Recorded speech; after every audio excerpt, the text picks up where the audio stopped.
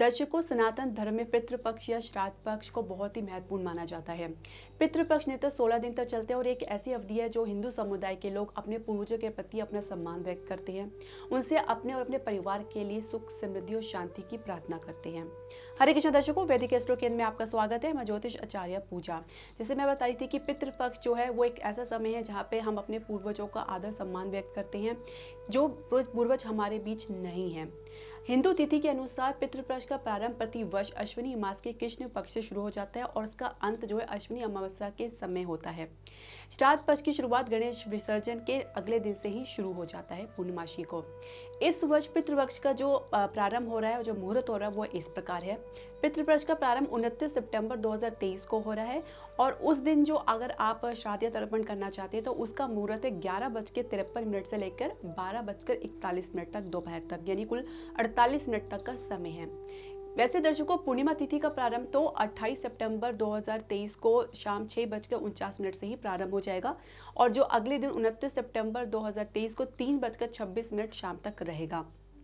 और अगर बात करें तो आखिरी जो है पितृपक्ष समय की, जिसे त्रयोदशी कहा जाता है, तो वो 12 अक्टूबर 2023 को है। यदि आप अपने पूर्वजों की देह त्यागने की तिथि को नहीं जानते हैं तो आप उनका तर्पण अश्विनी अमावस्या वाले दिन कर सकते हैं, जिनको हम कहते हैं कि सर्वपितृ अमावस्या कहा जाता है। इसमें कोई भी व्यक्ति जिसको अपने पूर्वजों को देह त्यागने की तिथि नहीं मालूम है तो उनका वो श्राद्ध और तर्पण कर सकता है। दर्शकों, यदि किसी परिजन का असमय मृत्यु हो जाती है, अर्थात किसी दुर्घटना में या आत्महत्या के कारण कोई अकाल मृत्यु हो जाती है, तो ऐसे व्यक्तियों का, ऐसे पूर्वजों का जो श्राद्ध है वो चतुर्दशी तिथि को करना चाहिए। ध्यान देने योग्य बात यह है कि पिता का जो श्राद्ध है वो अष्टमी तिथि को करना चाहिए और माता का जो श्राद्ध है वो नवमी तिथि को करना चाहिए। अब श्राद्ध का ज्योतिषीय महत्व क्या है? ज्योतिषीय गणना के अनुसार जब सूर्य कन्या राशि में प्रवेश करता है तो उसी दौरान पितृपक्ष की शुरुआत होती है। कुंडली में पंचम भाव मनुष्य के पूर्व जन्म के कर्मों को दर्शाता है और काल पुरुष की कुंडली के अनुसार पंचम भाव के स्वामी सूर्य को कहा जाता है, इसलिए सूर्य को हमारे जो कुल का कारक भी कहा जाता है। इन 16 दिन की अवधि में पूर्वज धरती पर आते हैं और हमारे द्वारा दिए गए श्राद्ध और तर्पण से संतुष्ट होकर और आशीर्वाद देकर हमें जाते हैं।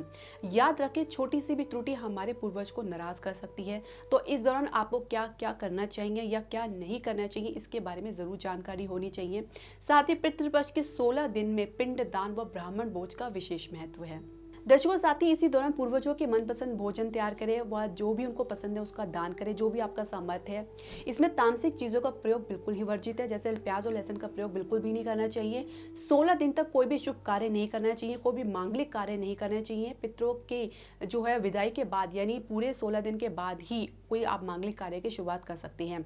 पितृपक्ष के दौरान कुछ नियमों का पालन आपको अवश्य करना चाहिए, जैसे कुछ भी नया सामान नहीं खरीदें, वस्त्रों को अन्न का दान करते हैं तो इससे पितृ आपके प्रसन्न होते हैं, जो भी आपका सामर्थ्य है।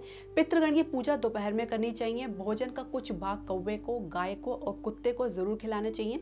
सात्विक भोजन करें, हो सके तो पूरे 16 दिन सात्विक भोजन ही करें। इसके अलावा पितरों की विशेष कृपा प्राप्त करने के लिए, उनका आशीर्वाद प्राप्त करने के लिए मैं आपको एक उपाय बताती हूँ, आप इसे जरूर करें। ये जरूर आपको जो है लाभप्रद रहेगा।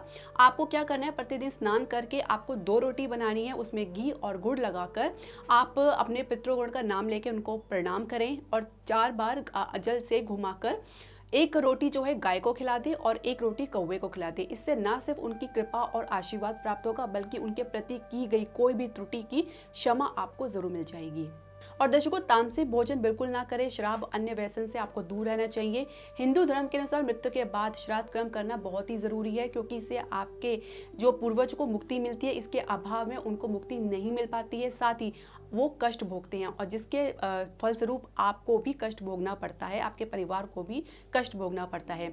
हिंदू धर्म में एक मान्यता है कि मृत्यु के बाद भी जीवन होता है। कहते हैं पितृपक्ष में हमारे पूर्वज जो है धरती पर आते हैं और हमारे द्वार पर बैठते हैं, अन्न और जल की प्रतीक्षा करते हैं। यदि उनको सम्मान से अन्न और जल ना दिया जाए तो वो धिक्कारते हैं और साथ ही श्राप देकर चले जाते हैं, जिसका परिणाम हमारे परिवार को भुगतना पड़ता है, जो बहुत ही कष्ट हमें भोगना पड़ता है कि पीढ़ी दर पीढ़ी चलता रहता है, जिसे हम कुंडली में पितृदोष के नाम से भी जानते हैं।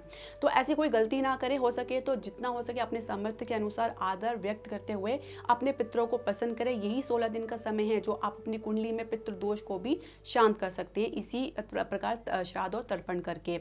यदि आप कुछ नहीं भी जानते तो भी आप एक सात्विक भोजन और एक सात्विक जीवन जीकर अपने पूर्वजों को याद करके आप किसी ब्राह्मण को भोज करा सकते हैं किसी भी उपयुक्त समय में। तो दर्शकों, आप इसको ज़रूर फॉलो करें। यदि आपको कोई प्रश्न या सजेशन या क्वेश्चन है, आप हमारे कमेंट बॉक्स में ज़रूर डालें। इसके अलावा हमारे चैनल को लाइक शेयर सब्सक्राइब ज़रूर करें। हरे कृष्णा।